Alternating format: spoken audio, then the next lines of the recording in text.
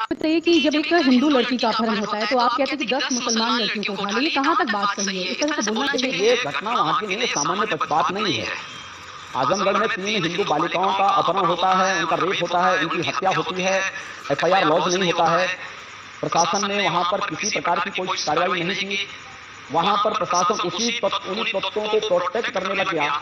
हम लोगों को वहां मुझे जाकर के वहां आंदोलन करना पड़ा, मुझे रोका गया।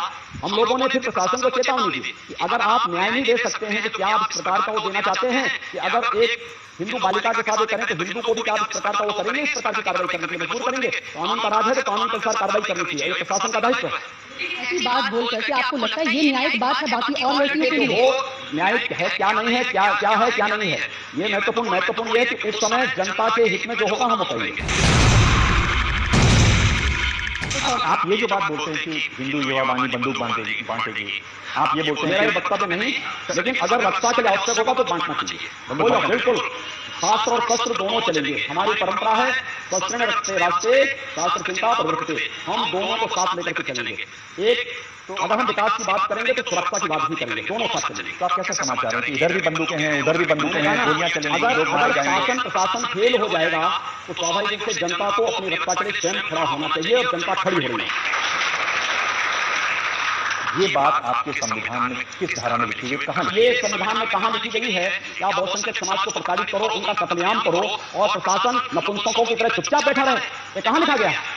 अगर न्याय पाने का अधिकार किसी एक जाति और मजहब को है तो बहुसंख्यक समाज को भी है। देखिए आप नाराज नहीं हो रहा हूं मैं इस बात को कह रहा हूं कि संविधान किसी जाति किसी मजहब को भी एक छूट नहीं देती है कि सरेआम कत्लेआम करें या एक वर्ग विशेष को प्लान करने के लिए मजबूर कर दे। क्या ये जो आप बात कहते हैं क्या संविधान में कहीं लिखी हुई है? ये मेरा वक्तव्य कहीं है ही नहीं, तो आप अपने तरीके से अपने बात को मेरे में डाल रहे हैं तो मैं उसकी बात कहां से कर सकता हूं? लेकिन ये शास्त्र सम्मत है तो मुझे लगता है कि शास्त्र सम्मत है तो हमें उसका अनुपालन करना चाहिए। ये कहां लिखा हुआ संविधान? मैं कहता हूं संविधान में कहां लिखा गया कि बहुसंख्यक समाज का कत्लेआम करो?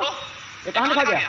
क्या कहां लिखा गया है? किसने कहां लिखा है कि कश्मीर से हिंदुओं को पलायन करा दो, कश्मीरी पंडितों को मार डालो? ये संविधान में कहां लिखा गया? क्या आप एक सवाल का जवाब सवाल से देंगे? आपके पास सीधा जवाब नहीं है। मैं इसलिए आपके सवाल ही इस प्रकार के हैं कि उस पर सवाल करना आवश्यक हो जाता है। मतलब मेरे सवाल ऐसे हैं कि आप जवाब नहीं दे पा रहे। जवाब के साथ सवाल करना आवश्यक है।